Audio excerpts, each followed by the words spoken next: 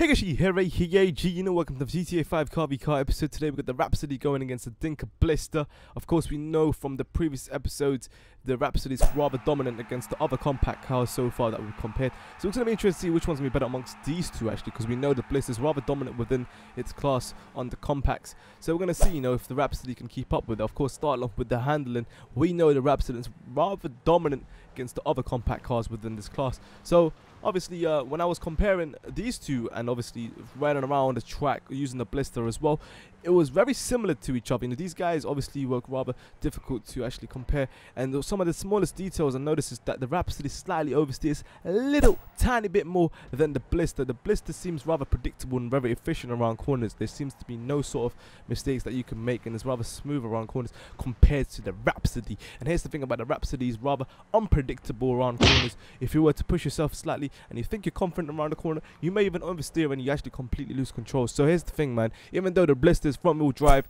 and you probably expect it to be more of a car that oversteers, that was not the case in this situation comparing it to the Rhapsody. So the Rhapsody definitely lost the point there in handling, and the Blista sort of dominated in that sense, but just about, very slightly. As I said, they're very similar to each other, man, so it's very difficult to choose. But overall efficiency around corners and taking corners properly without spinning out, definitely the Blista over the Rhapsody. But for top speed, this was interesting. They were rather close to each other at the start for the entire time, and eventually near the finish line you will notice that as the Blista pretty much just keeps going and going and keeps going further away compared to the Rhapsody pretty much just staying back, and at this point it was pretty much not catching up at all whatsoever. So the point goes towards the Blista yet again here. So currently making a 2-0, which is interesting to see actually. So the brake test is rather close, 1.16 for the Rhapsody, and for the Blista 1.15, so making that 3-0 at this point. So obviously for the customization, we'd expect the Rhapsody to in fact have a slightly more customizable options than the Blista, even though the Blista has customizable options. But in this case, we know from DLC with Hipster update, a lot of these cars consist of multiple options and so many options, variety and whatnot. So you'd expect the Rhapsody to dominate this against the Blista, to making that 3-1 overall scores at the moment.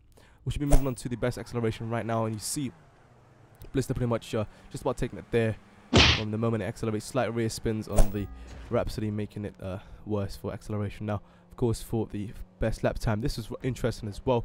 Rather close, in fact. On a track, I'd say obviously Rhapsody will be able to keep up with the Blista, but we'll see as we sort of take the corners here. The Blista was rather dominant around these corners. So in the first straight, rather close to each other here.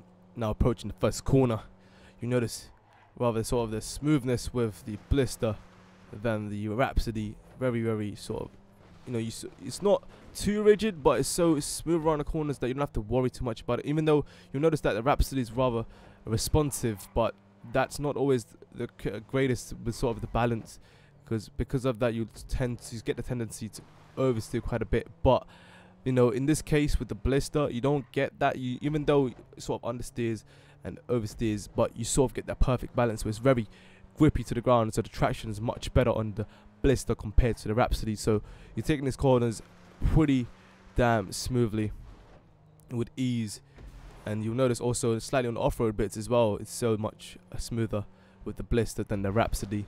Rhapsody definitely struggles on these corners, and you see that slightly more sort of irritations occurring on the Rhapsody, as it's one of those things, man. Honestly, it's definitely down to preference, which one you're most comfortable with. At the end of the day, the Blista is overall fan favorites when it comes to going around a corner, and I definitely asked a lot of other people which one they preferred, because I do these tests with other people as well together in a Skype call, and they prefer the Blista's handling over the Rhapsody's handling for some reason. And obviously, as I said, these two can compete against each other. Obviously, the better driver would win, regardless of what car they use between both of these two, actually. So, if a bad driver is using the Blista, the good driver would win with the Rhapsody, because the time will be pretty close. You notice approaching the final corner, there you go. Blista takes it to, 2 minutes 6 seconds, and even the Rhapsody 2 minutes 6 seconds, but it's a 0.6 difference there. So overall, you see the Blista dominating the scene, 5-1, man. So let me know in the comments below which one's favorite amongst these two. I'm sure a lot of you guys love the Rhapsody, but the Blista will dominate within this class. unfortunately, for you Rhapsody fans out there. Thanks for watching anyway. I'll see you guys with more comparisons. Check your sign out. Good night. Peace. Yeah! Oh, if you guys missed out the previous episode, you can check out the Rhapsody going against the Weenie Issy. Click the annotation on the screen. It will take you straight to the video. You can find out which one's better amongst those two. That was rather interesting, of course, and quite surprising as well. Yeah, I'll see you guys there. Thanks for watching.